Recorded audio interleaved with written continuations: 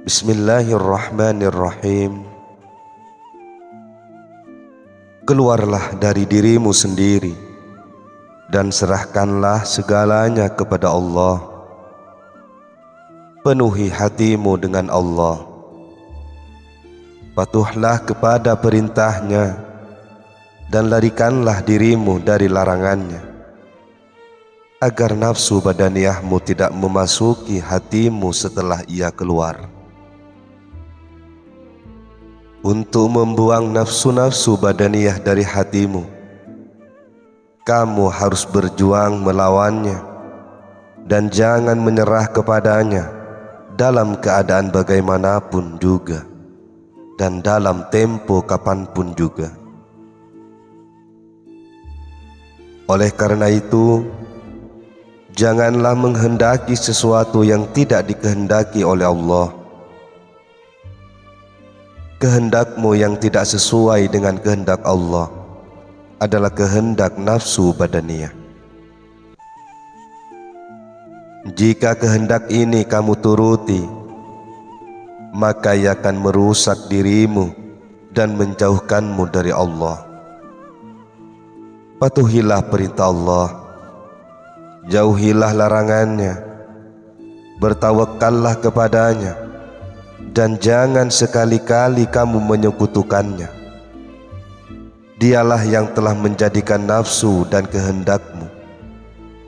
Oleh karena itu, janganlah kamu berkehendak, berkebutuhan, atau bercita-cita untuk mendapatkan sesuatu, agar kamu tidak tercebur ke lembah syirik. Allah Subhanahu wa ta'ala berfirman, barang siapa mengharap perjumpaan dengan Tuhannya, maka hendaklah ia mengerjakan amal soleh, dan janganlah ia mempersekutukan seorang pun dalam beribadat kepada Tuhannya.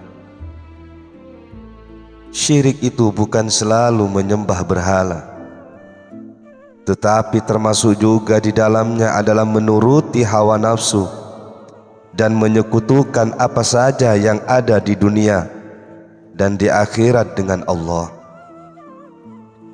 Karena apa saja selain Allah bukanlah Tuhan. Oleh karena itu, jika kamu tumpukan hatimu kepada sesuatu selain Allah, berarti kamu telah berbuat syirik. Maka janganlah kamu menyekutukan Allah dengan jalan apapun juga, baik dengan jalan kasar maupun dengan jalan halus. Berjaga-jagalah selalu dan jangan berdiam diri. Berhati-hatilah selalu dan waspadalah. Semoga kamu peroleh keselamatan. Segala kedudukan dan kebaikan yang kamu peroleh, jangan kamu katakan bahwa ia datang dari kamu sendiri atau kepunyaan kamu yang sebenarnya. Jika kamu diberi sesuatu atau kenaikan pangkat kedudukan, janganlah kamu hebohkan kepada siapapun, sebab ia dalam pertukaran suasana dari hari ke hari itu, Allah selalu menampakkan keagungannya dalam aspek-aspek yang senantiasa baru. Dan Allah berada di antara hamba-hambanya dengan hati-hati mereka. Boleh jadi apa yang dikatakan sebagai milik kamu itu akan dilepaskannya dari kamu. Dan boleh jadi apa yang kamu anggap kekal itu akan berubah keadaannya. Sehingga jika hal itu terjadi, kamu akan merasa malu kepada mereka yang kamu hebohkan itu. Maka lebih baik kamu berdiam diri, simpan pemberian itu di dalam pengetahuan kamu saja, dan tidak usah kamu sampaikan kepada siapapun. Jika kamu miliki sesuatu, ketahuilah bahwa itu adalah karunia Allah. Bersyukurlah kepadanya dan mohonlah kepadanya supaya dia menambahkan nikmat-nikmatnya kepadamu. Jika sesuatu itu lepas darimu, maka dia akan menambah ilmumu, kesadaranmu, dan kewaspadaanmu. Allah berfirman, apa saja ayat yang kami naskan atau kami jadikan manusia lupa kepadanya, kami datangkan yang lebih baik daripadanya atau yang sebanding dengannya. Tidakkah kamu mengetahui bahwa sesungguhnya Allah yang Maha Kuasa atas segala sesuatu? Oleh karena itu, janganlah kamu mengira bahwa Allah tidak berkuasa atas segala sesuatu. Janganlah kamu menduga bahwa ketentuan dan peraturannya mempunyai kekurangan, dan janganlah kamu merasa ragu akan janjinya. Contohlah Nabi besar Muhammad sallallahu alaihi wasallam.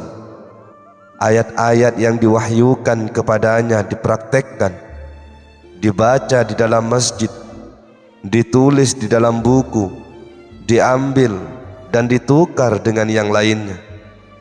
Dan perhatian Nabi diarahkan kepada wahyu-wahyu yang baru diterimanya, yang menggantikan ayat-ayat yang telah lama.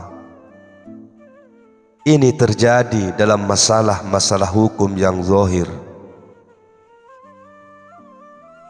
Berkenaan dengan masalah-masalah kebatinan, ilmu, dan kondisi kerohanian yang didapatinya dari Tuhan, beliau senantiasa berkata bahwa hatinya selalu diliputi, dan beliau memohon perlindungan kepada Allah sebanyak 70 kali di dalam satu hari.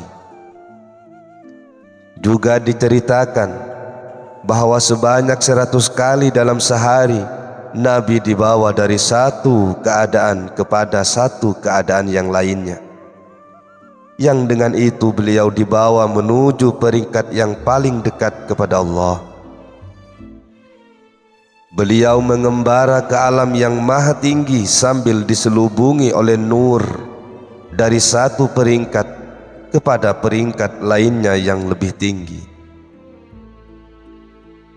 Tiap-tiap beliau menaiki satu peringkat, maka peringkat yang di bawahnya itu tampak gelap jika dibandingkan dengan peringkat atas itu. Semakin tinggi beliau naik, semakin bersinarlah nur Allah meliputi hati sanubarinya. Beliau senantiasa menerima pengarahan supaya memohon ampunan dan perlindungan Tuhan. Karena sebaik-baiknya hamba Allah itu adalah mereka yang senantiasa memohon ampunan dan perlindungan Allah, dan senantiasa pula kembali kepadanya. Ini dimaksudkan untuk menyadarkan kita bahwa kita ini mempunyai dosa dan kesalahan yang keduanya terdapat pada hamba-hamba Allah di dalam seluruh aspek kehidupannya. Sebagai ahli waris Adam alaihissalam, bapa seluruh manusia dan hamba pilihan Allah, manakala kelalaian terhadap perintah Allah telah mengaburkan cahaya kerohanian Adam, dan beliau pun menampakkan keinginannya untuk kekal hidup di surga, berada di samping Tuhan. Dan Tuhan pun berkehendak mengantarkan malaikat Jibril kepada beliau. Maka ketika itulah kehendak diri atau ego beliau nampak. Kehendak Adam bercampur dengan kehendak Allah. Oleh karena itu, kehendak beliau dihancurkan. Keadaan pertama itu dihilangkan. Kedekatan kepada Tuhan di masa itu dihilangkan. Cahaya keimanan yang bersinar terang itu berubah menjadi pudar, dan kesucian rohani beliau telah menjadi sedikit kotor. Kemudian Allah hendak memberikan peringatan kepada beliau, menyadarkan beliau akan dosa dan kesalahannya, memerintahkannya untuk mengakui kesalahan dan dosanya serta meminta ampun kepada Allah.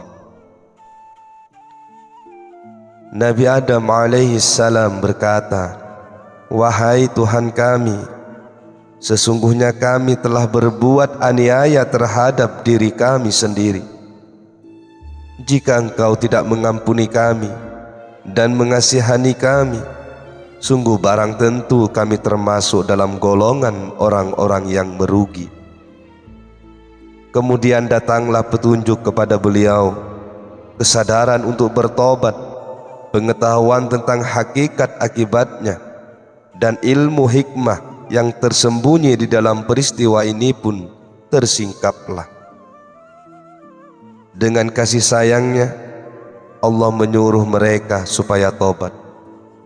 Setelah itu, kehendak yang timbul dari Adam diganti dan keadaannya yang semula pun dirubah. Maka diberikanlah kepadanya jabatan, wilayah yang lebih tinggi, serta diberi kedudukan di dalam dunia ini dan di akhirat kelak.